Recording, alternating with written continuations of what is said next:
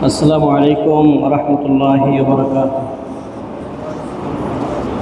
الحمد لله الذي خلق الأشياء فقدرها تقديرا وصور شكل الإنسان فأحسنه تصويرا ومنحه بالعقل وجعله سميعا بصيرا وهداه إلى معرفته فضلا كبيرا والصلاة والسلام على من لا نبي بعده وعلى آله وصحبه تسليما كثيرا أما بعد فأعوذ بالله من الشيطان الرجيم بسم الله الرحمن الرحيم فإذا قضيت الصلاة فانتشروا في الأرض وابتغوا من فضل الله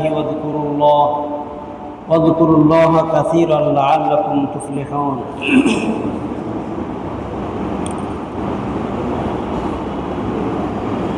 وقال النبي صلى الله عليه وسلم ما أكل أحد طعاما قط خيرا من أن يأكل من عمل يده رواه البخاري أو كما قال عليه الصلاة والسلام إن الله وملائكته يصلون على النبي يا أيها الذين آمنوا صلوا عليه وسلموا تسليما. درشي فكر اللهم صل على سيدنا ونبينا وشفيعنا وحبيبنا ومولانا محمد صلى الله تعالى عليه وعلى آله وصحبه وبارك وسلم. بلغ العلا بكماله كشف الدجى بجماله حسنت جميع خصاله صلوا عليه وآله. أكبادنا مجروحة من سيف حجر المصطفى طوبى لأهل بلدة فيها النبي المحترم بلغ العلا بكماله كشف الدجى بجماله حسنت جميع خصاله صلوا عليه وآله. মুআজ্জাজ মুহতারাম ওয়াজিবুল ইহতিশাম সম্মানিত মুসল্লিয়ান, রব্বুল আলামিনের দরবারে শুকরিয়া যিনি আমাদেরকে খেয়ালগুলো অনেক কমে দেন, যখন নামাজ শুরু হয় তার আগে সারিয়ে দেন বা বাংলা খুব শেষে সারিয়ে দেন, যিনি আমাদেরকে মাহে জিলকাদা এর প্রথম জুমাবারে অত্র মসজিদে সলাতুল জুমা আদা করার নিমিত্তে হাজির হবার তৌফিক ইনায়াত করলেন। সেই মহান রব্বুল আলামিনের দরবারে অবনত মস্তকে কায়মন বাক্যে দিল খুলে একবার কালিমাতুশ শুকর আদা করি, সকলে বলি আলহামদুলিল্লাহ।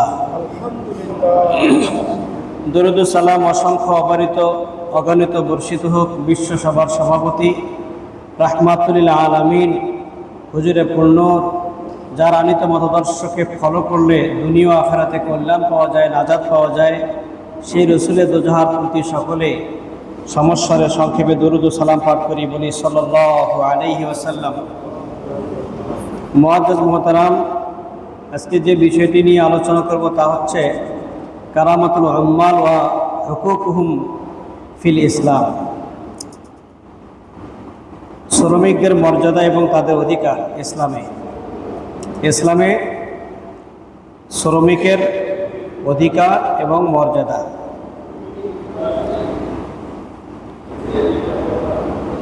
আপনারা জানেন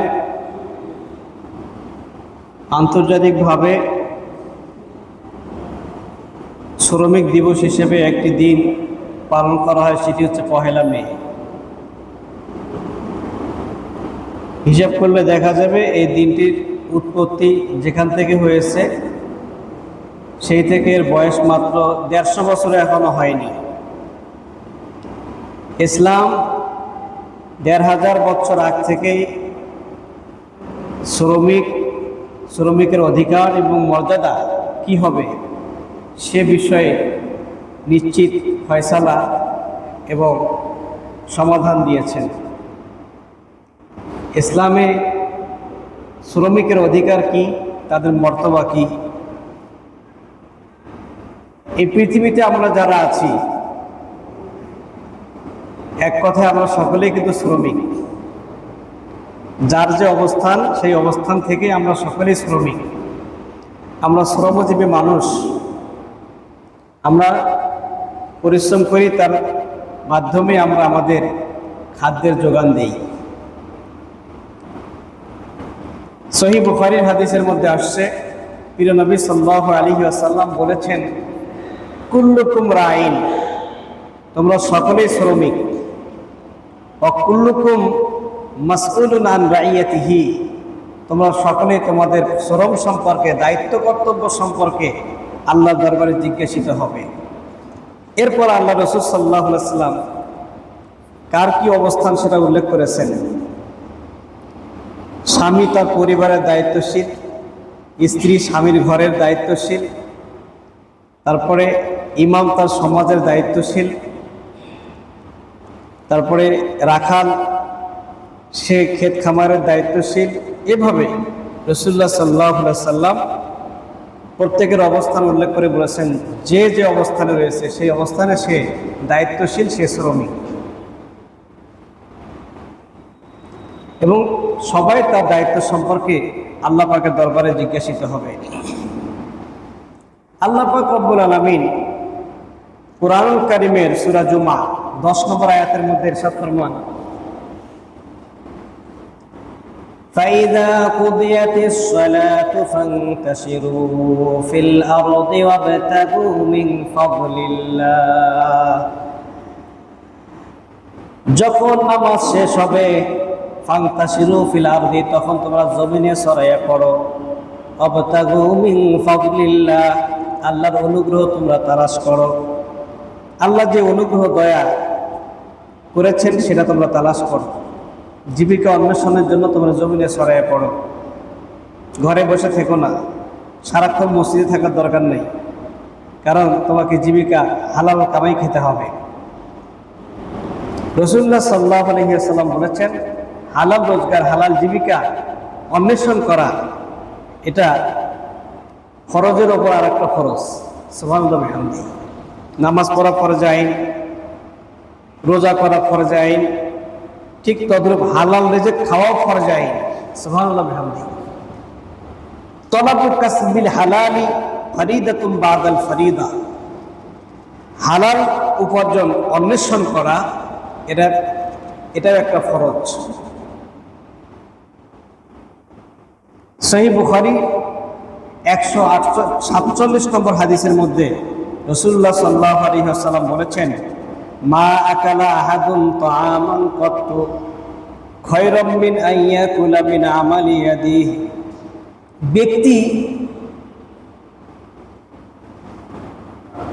কোনো ব্যক্তি কোনো খাবার খায় না, তবে উত্তম খাবার হচ্ছে তার ওই খাবার যা সে নিজ হাতের উপার্জনে খায়। সুবহানাল্লাহ। ব্যক্তির উত্তম খাদ্য হচ্ছে যেটা তার পরিশ্রমবদ্ধ কামাই থেকে যেটা খায়, সেটি হচ্ছে তার জন্য উত্তম খাবার। কারণ আমি আমার উপার্জন সম্পর্কে জানি, আমার উপার্জিত টাকা পয়সা দিয়ে যেটা আমি খাবো এটা আমার জন্য হালাল। কিন্তু আপনি অন্যের বাসায় দাওয়াত খাচ্ছেন, আত্মীয়র বাসায় খাচ্ছেন, কিংবা আপনি অন্যের উপর ভর করে খাচ্ছেন, যেভাবেই হোক, সেখানে তো তার কামাই সম্পর্কে আপনি জানেন না, তার উপার্জন সম্পর্কে আপনি জানেন না। এই জন্য রাসূলুল্লাহ সাল্লাল্লাহু আলাইহি ওয়াসাল্লাম বলেছেন যে ইয়াতি আলান নাসি জামান, মানুষের মাঝে এমন একটা সময় আসবে, জামানা আসবে, লা ইয়াবকা আহাদুন ইল্লা আকিলুর রিবা, কেউ বেঁচে থাকবে না সুদখোর ছাড়া, সবাই সুদ খাবে। সাহাবা হুজুর জিজ্ঞেস করলেন, ইয়া রাসূলুল্লাহ, ইয়া হাবিবাল্লাহ, সবাই সুদ খাবে, এটা কেমন কথা? তখন নবীজি বললেন যে সবাই সুদ না খেলেও এই সুদের যে পাপ, এই পাপ থেকে কেউ বাঁচতে পারবে না। কিরকম সেটা?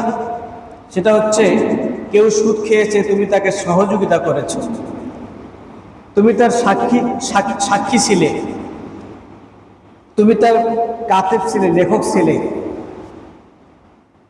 কিংবা তুমি তার হাদিয়া গ্রহণকারী ছিলে, অথবা তুমি তার বাসায় আও আকিলু দাওয়াতিহি, তুমি তার বাসায় দাওয়াত গ্রহণকারী ছিলে, তার বাসায় দাওয়াত খেয়েছিলে। কাজেই এই পাপ থেকে রক্ষা পাওয়ার উপায় নাই, উপায় একটাই, সেটি হচ্ছে আপনার নিজের হাতের কামাই আপনাকে খেতে হবে। এজন্য হাদিসের মধ্যে আসছে, পৃথিবীতে যত নবী রাসূল এসেছিলেন সবাই কিন্তু তারা নিজের উপার্জন করে খেয়েছেন, অন্যের উপর ভর করে খান নাই। হাদিসের মধ্যে তা আসছে।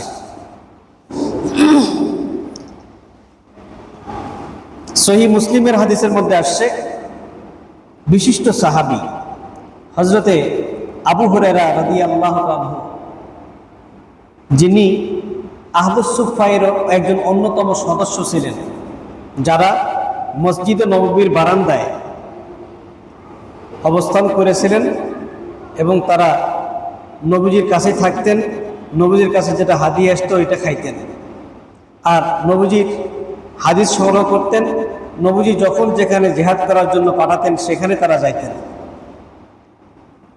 উনি একদিন আক্ষেপ করে বলতেছেন, ওয়াল্লাযী নাফসু আবি হুরায়রা বিয়াদিহি, ওই সত্তার কসম খেয়ে বলছি যার কুদরতি হাতে আবু হুরায়রার জীবন, লাউলাল জিহাদু ফি সাবিলিল্লাহ, যদি আল্লাহর পথে জিহাদ করার প্রয়োজন না হতো, ওয়াল হাজ্জু, এবং আল্লাহর ঘরে হজ করার প্রয়োজন যদি না হতো, অবিরু উম্মি, মায়ের সেবা করার যদি প্রয়োজন না হতো, লা আহাব্বু আন আমুতা ওয়া আনা মামলুকুন, অবশ্যই আমি মরতাম ওই অবস্থায় আমি একজন শ্রমিক, আমি শ্রমিক হয়ে মরতাম।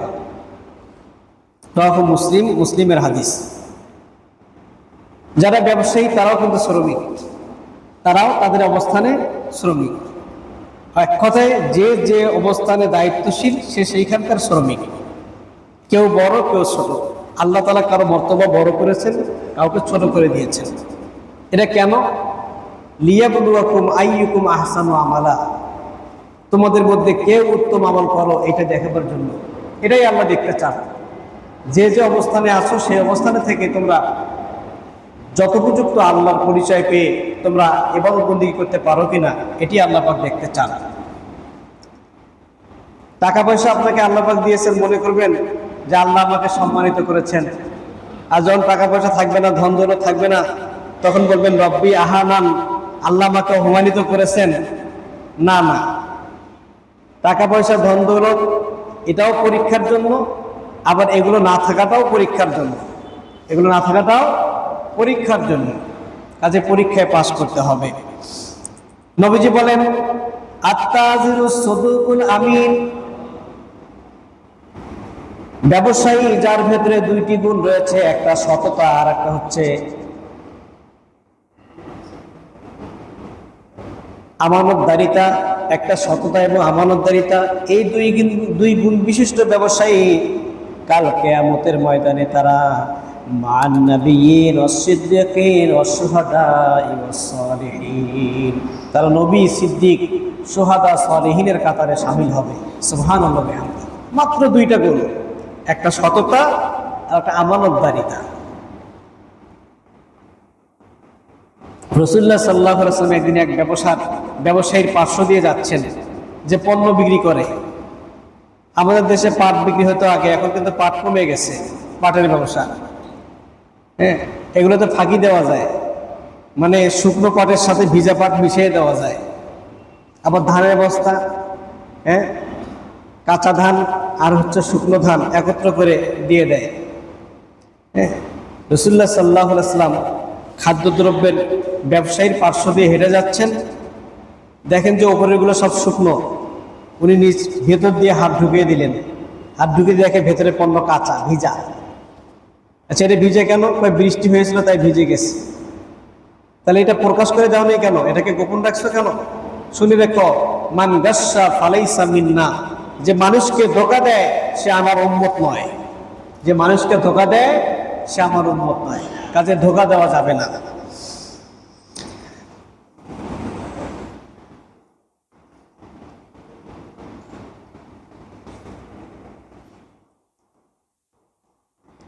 নিজ হাতে কামাই করে খাওয়া, এটা প্রত্যেক নবীর সুন্নত। নবী রাসূলগণ সবাই নিজ হাতে কামাই করেছেন। এ সম্পর্কে সহিহ বুখারীর 2262 নম্বর হাদিসে রাসূলুল্লাহ সাল্লাল্লাহু আলাইহি ওয়াসাল্লাম বলেছেন, মা বাসাল্লাহু নাবিয়ান ইল্লা রাইল গানামা ইল্লা রাআল গানামা ফাকালা আসহাবুহু ওয়া আনতা। পৃথিবীতে এমন কোন নবী রাসূল আসে নাই যারা মেষ চড়ায় নাই, বকরি চড়ায় নাই। সকল নবী রাসূলরা বকরি চড়াইতো। সাহাবা হুজুর বললেন, ইয়া রাসূলুল্লাহ, আপনিও কি এই কাজ করতেন নাকি ছোটবেলায়? তখন নবীজি বললেন, নাম হা কুনতু আরআহা আলা করারিতি লিআহলি মক্কা। আমি মক্কাবাসীদের কাছে কয়েক কেরাত টাকা পয়সার বিনিময়ে আমি তাদের বকরি চড়াইতাম। নবীজি এই কাজ করেছেন, শ্রমিকের কাজ করেছেন।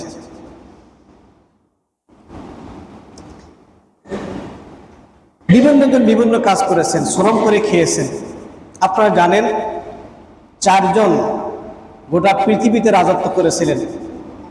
2 জন ছিলেন মুমিন ইমানদার, আর 2 জন হচ্ছে বেঈমান। তার মধ্যে একজন হচ্ছেন আমাদের হযরতের নবী সুলাইমান আলাইহিস সালাম। তিনি গোটা পৃথিবী শাসন করেছিলেন।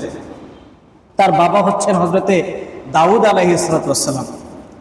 দাউদ নবীকে আল্লাহ পাক রব্বুল আলামিন লোহার উপর ক্ষমতা দান করেছেন। লোহা, আমাদের দেশে ওই কামার কুমারেরা লোহা দিয়ে যন্ত্রপাতি বানানোর জন্য তারা কি করে, লোহাটাকে ওই ভাতির মধ্যে ঢুকিয়ে দেয়, এরপর টানে, তারপর গরম করে, যখন আগুনের মতো লাল লেলিহান যখন হয়ে যায় সেটাকে বের করে নিয়েছি, 2 জনে ডাঙ্গাডাঙ্গি করে, এরপর সে যেটা যন্ত্র বানানো দরকার সেটা বানায়, এই না? কিন্তু আল্লাহ পাক রব্বুল আলামিন নবী দাউদ আলাইহিস সালামকে লোহার উপর ক্ষমতা দিয়েছেন। উনি যখন হাত দিয়ে ধরতেন লোহাটা গলে যেত। সুবহানাল্লাহ বিহামদি। উনি হাত দিয়ে যেমন ইচ্ছা তেমন যন্ত্রপাতি বানাইতে পারতেন। আল্লাহ পাক সেই কথাটি পবিত্র কোরআনুল কারীমের সূরা আম্বিয়া 28 নম্বর আয়াতের মধ্যে বলেছেন, ওয়াল্লামনাহু সানাআতা লাবুসিন লাকুম। আমি নবী দাউদ আলাইহিস সালামকে শিক্ষা দিয়েছি লোহা দিয়ে কিভাবে লৌহবর্ম তৈরি করতে হয়, কিভাবে যন্ত্রপাতি বানাতে হয়, আমি তাকে শিখিয়েছি। এটা তিনি করতেন।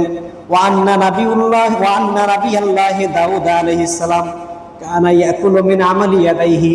আর দাউদ নবী আলাইহিস সালাম তিনি তার হাতের কামাই খাইতেন, তিনি তার নিজ হাতে উপার্জন করে খাইতেন।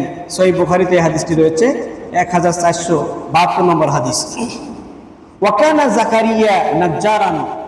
হযরত জাকারিয়া আলাইহিস সালাম ছিলেন আপনার কাঠ মিস্ত্রি। উনি কাঠ মিস্ত্রির কাজ করতেন। এটা সহিহ মুসলিমের হাদিসের মধ্যে আসছে।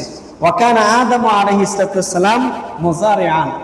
আদম নবী আলাইহিস সালাম তিনি ছিলেন চাষী। উনি জমি চাষ করতেন, ফসল বীজ বপন করে ফসল তিনি আবাদ করতেন। ওয়া আমিলা হাবিল আইজান ফি জারাইয়া। তার ছেলে হাবিল তিনিও এই কৃষি কাজ করতেন। ওয়াকানা নূহ আলাইহিস সালাম ইয়ামালু নাজ্জারান। নূহ নবী আলাইহিস সালাম তিনিও কাঠমিস্ত্রির কাজ করতেন। কানা ইব্রাহিম আলাইহিস সালাম ইয়ামিলু ফিল বিনা। আর ইব্রাহিম আলাইহিস সালাম ছিলেন রাজমিস্ত্রি। উনি ঘর তৈরি করতেন এবং এই পৃথিবীর যে প্রথম ঘর বাইতুল্লাহ, এই বাইতুল্লাহ নির্মাতা হচ্ছেন হযরত ইব্রাহিম আলাইহিস সালাম। সুবহানাল্লাহ বিহামদি। ওয়া কানা ইসমাঈল আলাইহিস সালাম ইয়ামালু নাজ্জারান কানা ইউমারিসুস সাইদ। ইসমাঈল আলাইহিস সালাম তিনিও কাঠমিস্ত্রি ছিলেন এবং বাবার কাজে সাহায্য সহযোগিতা করতেন। এই হাদিস, এই বিষয়গুলো থেকে কি প্রমাণিত হয় যে সবাই নিজ হাতের কামাই খেয়েছেন, কেউ পর নির্ভর হয়ে চলতেন না। তাহলে এইগুলো আমাদেরকে কি শিক্ষা দেয়? নবীদের সুন্নত হচ্ছে নিজ হাতের উপার্জন খাওয়া, এটি হচ্ছে হালাল।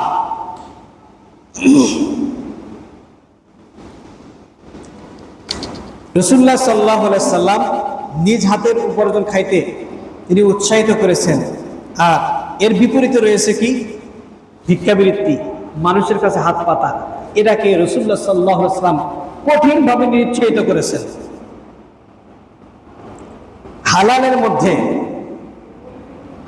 মধ্যে একটা ঘৃণিত হালাল হচ্ছে মানুষের কাছে সওয়াল করা, আর একটা ঘৃণিত হালাল হচ্ছে আপনি স্ত্রীকে তালাক দেওয়া, এটা ঘৃণিত হালাল।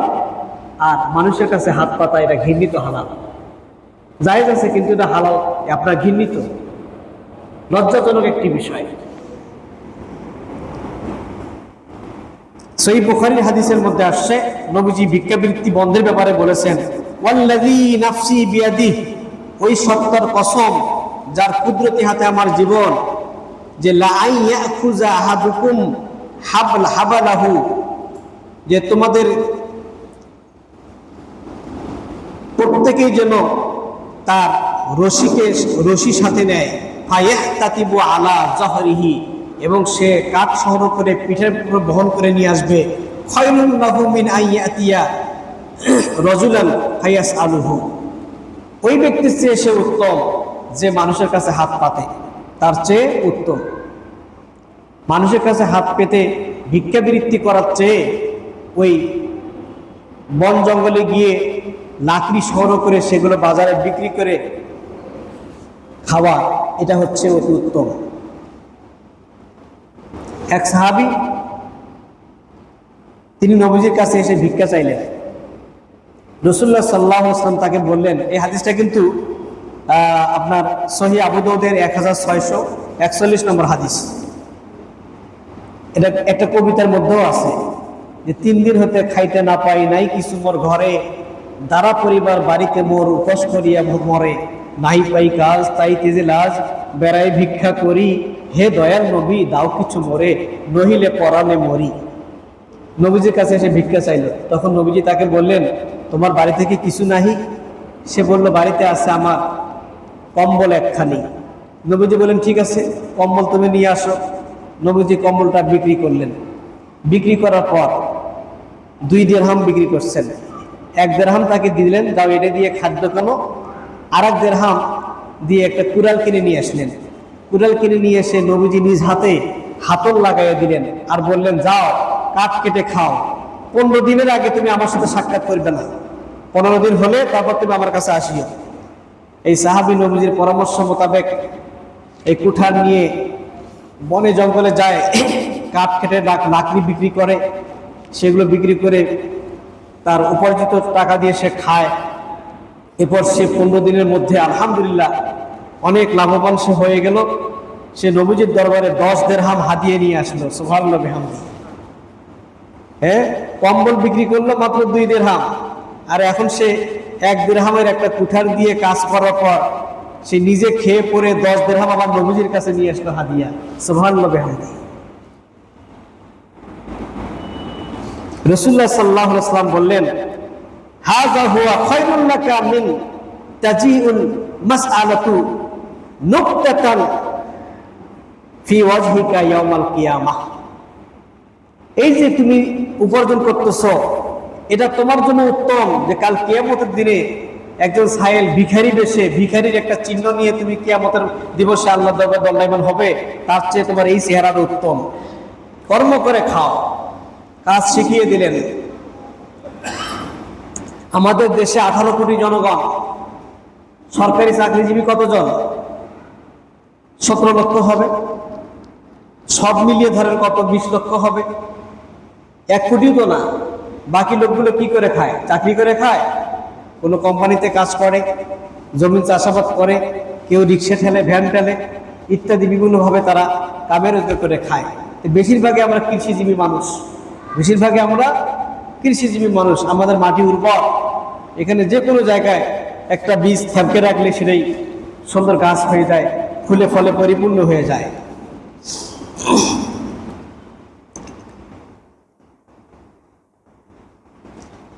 এই শ্রমজীবী মানুষ আল্লাহ পাক তাদেরকে পছন্দ করেন, যারা নিজের পরিশ্রমরত টাকা পয়সা দিয়ে খায়, জীবিকা নির্বাহ করে, আল্লাহ পাক এদেরকে পছন্দ করেন।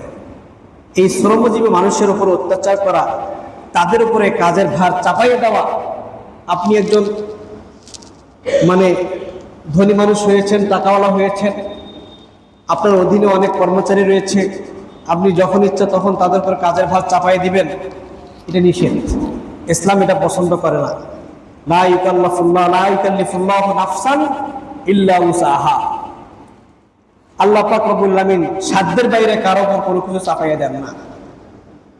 আপনি ইবাদতবন্দি করবেন, 5 ওয়াক্ত নামাজ ফরজ, ঠিক আছে, কিন্তু আপনি পারেন না দাঁড়ায় নামাজ পড়তে, বসে পড়েন। আপনি খেতে পারেন না, আপনার ঘুম লেগেছে, আগে ঘুমান, তারপর উঠে নামাজ পড়বেন। ঘুম বাদ দিয়ে ঘুম ঘুম ভাব নিয়ে নামাজে দাঁড়াতে বলা হয় নাই।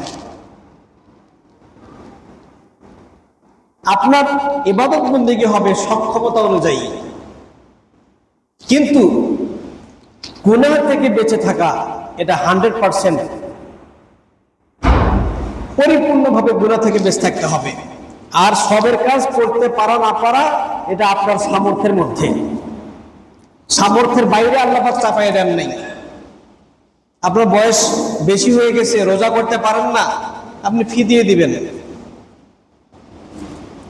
মা বোন পেটে বাচ্চা বা দুধের বাচ্চা কোলে আছে, রোজা রাখলে বাচ্চার কষ্ট হবে, রোজা আপনি রাখিয়েন না, রোজা পরে কাজা করিয়েন। আল্লাহ পাক চাপাই দেন নাই যে এক্ষণে করতে হবে। আপনি সফরে আছেন, সফরের মধ্যে ক্লান্তি আছে না? আপনি এই রংপুর থেকে ঢাকা শহরে যাবেন, সফরের একটা ক্লান্তি আছে তো। এই সফরের ক্লান্তিতে তার জন্য রোজা ভাঙ্গা জায়েজ আছে।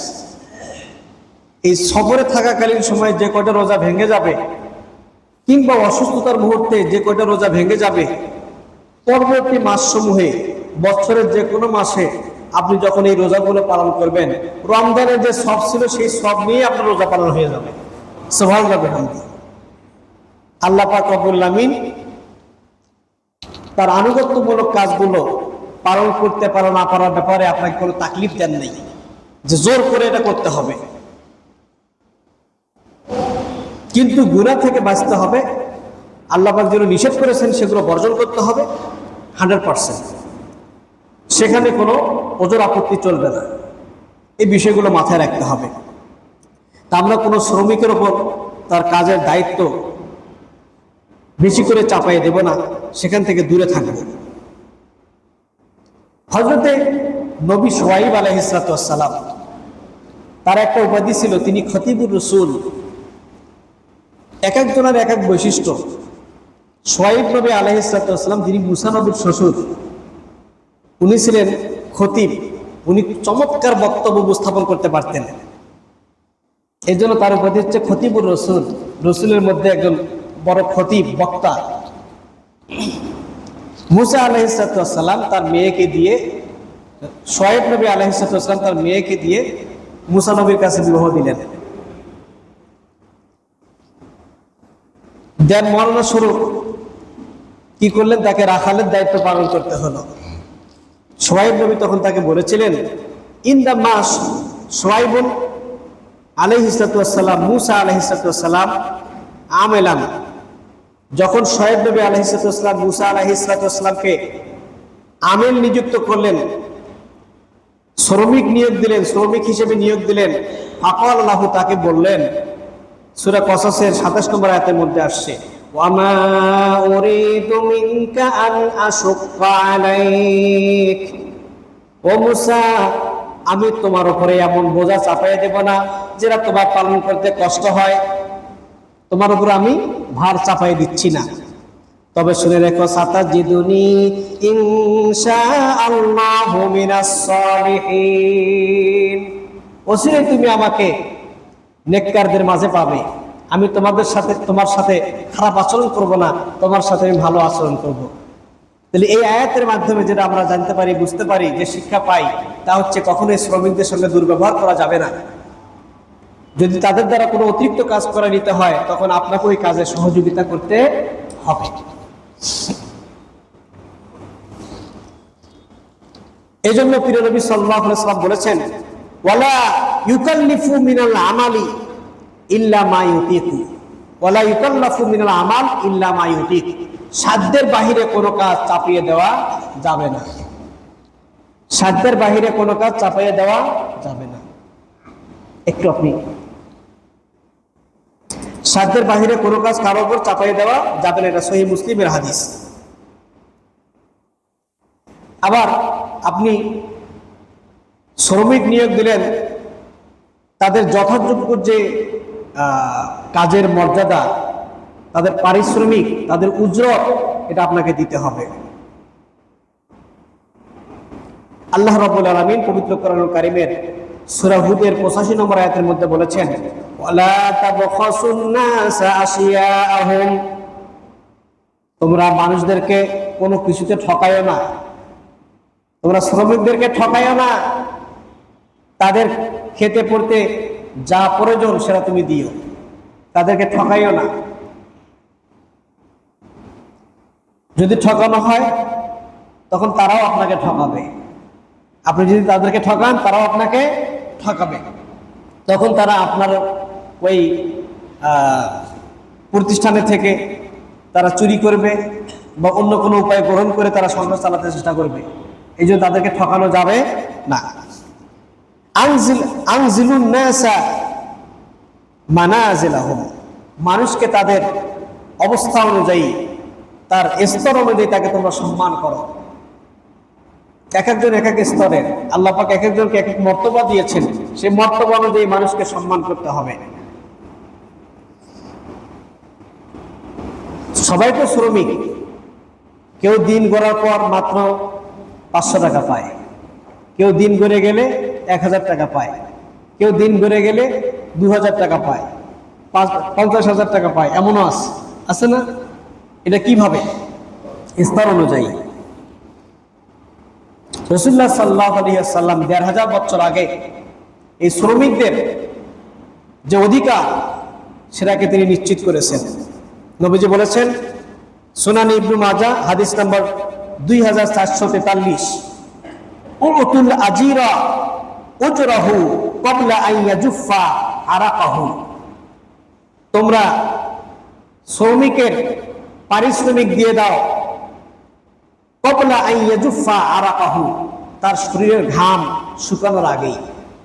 শ্রমিকের শরীরের ঘাম শুকানোর আগে তোমরা তার পারিশ্রমিক দিয়ে দাও, তার উজরতটাকে দিয়ে দাও। কত সুন্দর হাদিস, সুবহানাল্লাহ বিহামদি।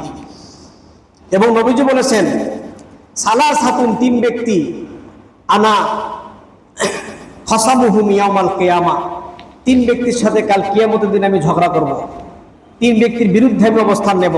তার মধ্যে একজন হচ্ছে ওয়ারাজুলুন আতাবি সুম্মা গদারা, ওই ব্যক্তি যে আমার নামে কসম করিয়ে মানুষকে দেয়, অতঃপর সে কি করে? তার খেয়ানত করে। ওয়ারাজুলুন বা হাররান ফাকালা সামানাহু, যে ব্যক্তি কোনো স্বাধীন ব্যক্তিকে বিক্রয় করে, দাসদাসী না, স্বাধীন ব্যক্তি, এখন তো দাস ব্যক্তি তো নিষেধ। ওয়ারাজুলুন ইস্তাজারা আজিরান ফাস্তাওফা মিনহু ওয়া লাম ইউতি উজরাহু, ওই ব্যক্তি যে শ্রমিক নিয়োগ দেয় কাজের ক্ষেত্রে, কিন্তু তার পারিশ্রমিক যথাযথভাবে দেয় না, আমি রাসূল তার বিরুদ্ধে কাল কিয়ামতের দিন অবস্থান নেব। সহিহ বুখারী হাদিস নম্বর 2227। তাহলে যে ব্যক্তি শ্রমিকের পরিপূর্ণ উজরত দেয় না, তার পারিশ্রমিক আদায় করে না, রাসূলুল্লাহ সাল্লাল্লাহু আলাইহি ওয়াসাল্লাম বলেন কাল ইয়াউমে মাহশারের দিনে আমি তার বিরুদ্ধে অবস্থান নেব। রাসূলুল্লাহ সাল্লাল্লাহু আলাইহি ওয়াসাল্লাম এই কথা বলেছেন যে মুতিল্লুল গানি জুলমুন, ধনী ব্যক্তির পক্ষ থেকে শ্রমিকদের যে উজরত, যে পারিশ্রমিক, এটা দেরি করে দেওয়াটা হচ্ছে জুলুম, এটা জুলুম।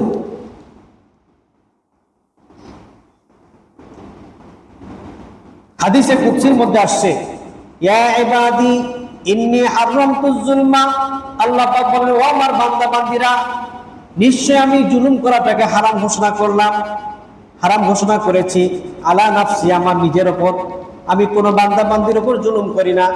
ওয়াজালতুহু বাইনাকুম মুহাররামান, আর জুলুম করাটা তোমাদের পরস্পরের মাঝে আমি হারাম করে দিয়েছি।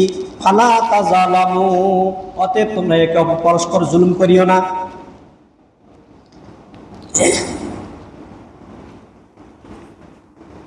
আর এক হাদিসের মধ্যে নবীজি বলেছেন, মান ইনকাতা হাক্কা ইমরিইন মুসলিমিন বিয়ামিনিহি, যে ব্যক্তি শপথের মাধ্যমে কোন মুসলমানের হক অধিকারকে নষ্ট করে, ফাকাত আযযাবাল্লাহু লাহুন নার, আল্লাহ পাক ওই ব্যক্তির জন্য জাহান্নামকে ওয়াজিব করে দেবেন। ওয়া হাররামা আলাইহিল জান্নাহ, তার জন্য জাহান্নাম হারাম করে দিবেন। ফাকাল লাহু রাজুলুন, তখন জনৈক সাহাবী বললেন, ওয়া ইন কানা শাইয়ান ইয়াসিরান ইয়া রাসূলুল্লাহ, যদি সে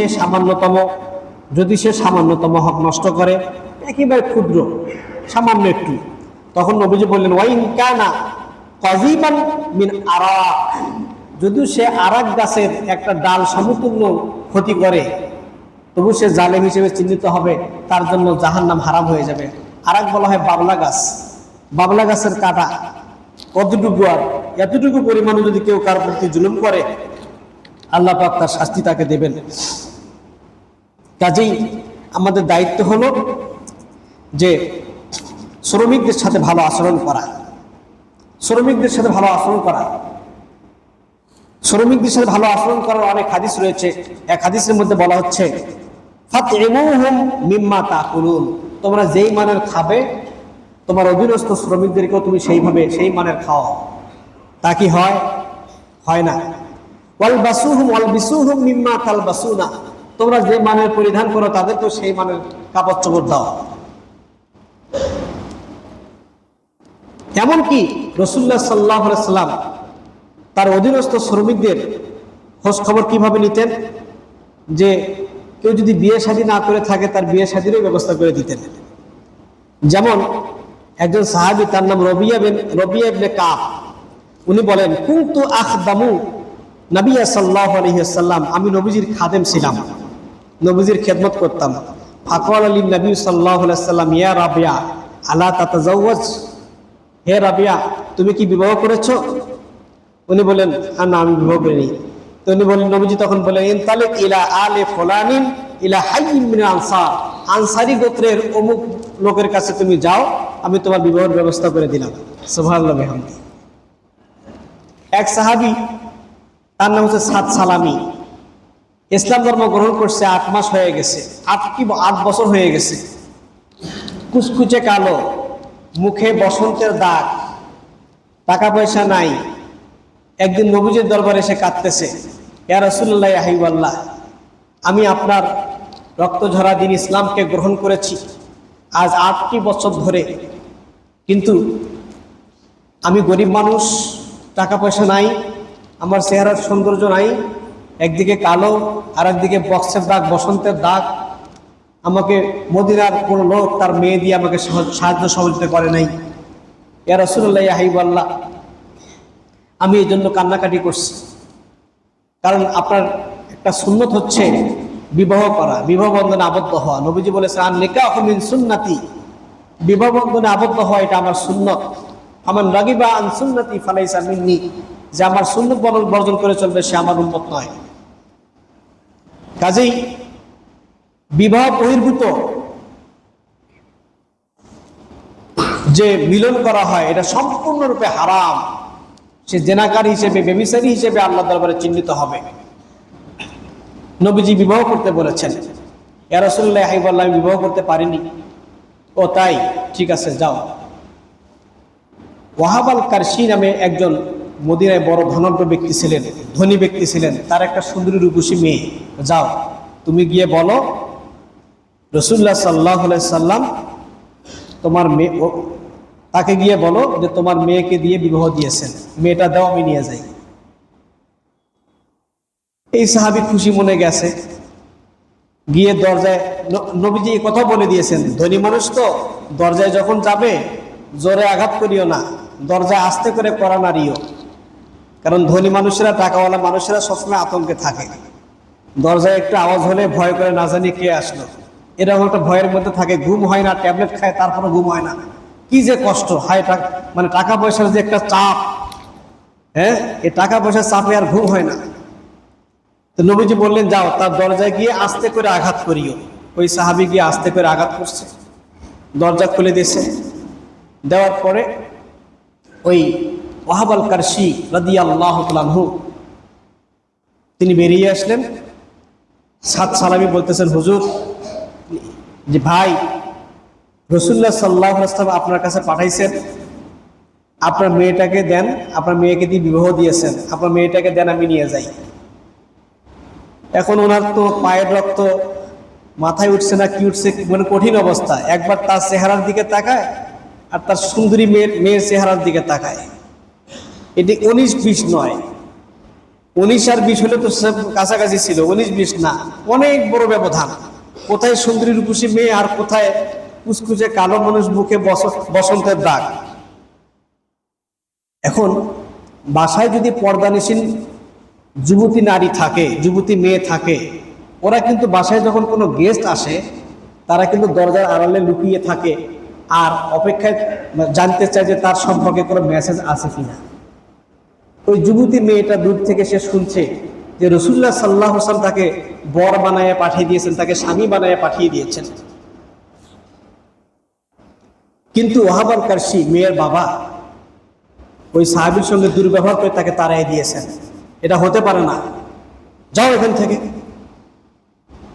সাদ সালামী রাদিয়াল্লাহু আনহু কাঁদতে কাঁদতে নবীজির কাছে গেছেন। আবার এদিকে বাবা যখন ঘরে ঢুকছে, মেয়ে তার সাথে কথা বলে না। কি হলো মা, তুমি কথা বলছো না কেন? শুনো, রাসূলুল্লাহ সাল্লাল্লাহু আলাইহি ওয়াসাল্লাম যাকে আমার বর বানিয়ে পাঠিয়ে দিয়েছেন, তোমাকে তাকে ফিরিয়ে দেওয়ার কে অধিকার দিয়েছে? আমি আমার জীবন সত্তাকে তার কাছেই সুপর্দ করছি। আল্লাহু আকবার। ওই সাহাবী গেছে, এদিকে ইনু পিছে পিছে নবীজির দরবারে গেছে। নবীজি জিজ্ঞেস করলেন, কি খবর? ইয়া রাসূলুল্লাহ, এই বিষয় আমাকে তাড়িয়ে দিয়েছে। এমন সময় উনিও ওয়াহাব আল কারশী গিয়েও হাজির। উনি গিয়ে ক্ষমা চাইলেন, হুজুর আমার ভুল হয়েছে। রাসূলুল্লাহ সাল্লাল্লাহু আলাইহি ওয়াসাল্লাম মোহরের ব্যবস্থা করে দিলেন, বিবাহ হলো। এখন বিবাহ হওয়ার পরে মহরণও দিতে হবে না, অলংকার কেনার জন্য বাজারে গেছে ওয়াহাব আল কারশী, এই সাদ সালামী রাদিয়াল্লাহু আনহু বাজারে গেছে। এমন চোখ ধাঁধানো, মন মাতানো, কি সুন্দর সুন্দর অলংকার কিনবেন, মানে করিরুল আইন, যেটা তার চক্ষুকে কি করে আকর্ষণ করে, এরকম জিনিস কিনতেছে স্ত্রীর জন্য। হঠাৎ করে যুদ্ধের ডাক শুনতে পেলেন। তখন তিনি স্ত্রীর জন্য খরচ না করে যুদ্ধে যাওয়ার জন্য একটা ঘোড়া কিনলেন, তরবারি কিনলেন, যুদ্ধের ময়দানে গেলেন, যুদ্ধ করে তিনি শহীদ হয়ে গেলেন। আর স্ত্রীর কাছে যাওয়া হলো না। কি নবী প্রেম, কি ভালোবাসা! আল্লাহু আকবার। সেই ভালোবাসাটুকু তো আমাদের অর্জন করতে হবে। রাসূলুল্লাহ সাল্লাল্লাহু আলাইহি ওয়াসাল্লাম আমাদেরকে কি শিখিয়েছেন? দিন শিখিয়েছেন। আপনি যতটা দুনিয়ার আকর্ষণের দিকে ছুটবেন, তত আপনি আখিরাতকে হারাবেন। আর যতটা আপনি আখিরাতের দিকে ছুটবেন, দুনিয়া আপনি হারাবেন। কোনো না কোনো এক জায়গায় লস খাইতেই হবে আপনাকে। দুই জায়গায় আপনি সমান পাবেন না। নবীজি বলেছেন, মান আহাব্বা দুনিয়াহু আদাবা বিআখিরাতিহি। যে ব্যক্তি দুনিয়াকে ভালোবাসবে যতটা, আখিরাতকে তত সে হারাবে। ওমান আহাব্বা আখিরাতাহু আদাবা বিদুনিয়াহু। যে আখিরাতকে ভালোবাসবে, দুনিয়ায় সে ক্ষতিগ্রস্ত হবে। সম্মানিত হাজিরিন, সাহাবীদের যে খসলত, যে বৈশিষ্ট্য, সেগুলো আমাদের গ্রহণ করা উচিত। আজকে আমরা দুনিয়ার আকর্ষণে মত্ত হয়ে গেছি। আজকে আমরা আমাদের ছেলেমেয়েদের দিকে তাকাই না, পরিবারের দিকে তাকাই না। আমাদের ছেলেমেয়ে আজকে নামাজ পড়ছে কিনা, কোরআন শরীফ তেলাওয়াত করছে কিনা, সেদিকে কোনো খোঁজখবর নাই। শরীয়ত পালন করছে কিনা, সেদিকে আমাদের কোনো খোঁজখবর নাই। আমরা খোঁজখবর করি যে আমার মেয়েটা ভালো রেজাল্ট করছে কিনা, আমার মেয়েটা সে ভালো চাকরি পাইল কিনা, আমার ছেলেটা ভালো চাকরি পেল কিনা, ভালো কোম্পানিতে চাকরি পেল কিনা। আমরা এগুলো দুনিয়া নিয়ে আমরা মাতোয়ারা হয়ে গেছি। আপনি আখিরাত নেন, দিন, আপনি দিন নেন, আল্লাহ পাক দিনের বদলতে দুনিয়াও দেবেন। নবী সুলাইমান আলাইহিস সালামকে আল্লাহ পাক বলেছিলেন যে এলেম, রাজত্ব আর হচ্ছে সম্পদ, কোনটা চাও? উনি এলেম চেয়েছিলেন, দিনী এলেম চেয়েছিলেন। আল্লাহ পাক রাজি খুশি হয়ে তাকে এলেমের পাশাপাশি রাজত্ব দিয়েছেন, সম্পদও দিয়েছেন। বলুন সুবহানাল্লাহ। আপনি দিন চান, আপনার দুনিয়াও হবে, আপনার ধন সম্পদ হবে, সবকিছুই হয়ে যাবে। কাজেই কুনু রাব্বানিয়িন, ফয়সালা হচ্ছে তোমরা আল্লাহওয়ালা হও, তোমরা আল্লাহর দিনের দিকে ধাবিত হও। ওয়াসারিউ ইলা মাগফিরাতিন, তোমরা আল্লাহর ক্ষমার দিকে ধাবিত হও। যেই পথে চললে আল্লাহর ক্ষমা পাওয়া যাবে, আমরা সেই দিকটা থেকে অনেক দূর সরে আসছি। আল্লাহ সুবহানাহু ওয়া তাআলা আমাদেরকে হেফাজত করেন। প্রত্যেক নবী রাসূল তার নিজস্ব হাতের কামাই খাইতেন। আমরা যেন নিজের হাতের উপার্জনে খাই, পর নির্ভর যেন না হই। ভিক্ষাবৃত্তি এটা পছন্দনীয় নয়। এ সম্পর্কিত অনেক কথা ছিল, কিন্তু সময়ের স্বল্পতার কারণে বলা হলো না। ইনশাআল্লাহ আগামী জুমায় এই বিষয়টি নিয়ে আরও আলোচনা করা হবে। আল্লাহ সুবহানাহু ওয়া তাআলা আমাদের এই শ্রমিকদের যথাযথ মর্যাদা দেওয়ার তৌফিক দান করেন। যার যে অবস্থানে আছি সেই অবস্থান থেকে আমরা হালাল রুজি রোজগারের জন্য চেষ্টা করব, হালাল কামাই খাবো, হারাম থেকে দূরে থাকবো। আল্লাহ সুবহানাহু ওয়া তাআলা আমাদের সকলের জীবনকে সুন্দর করে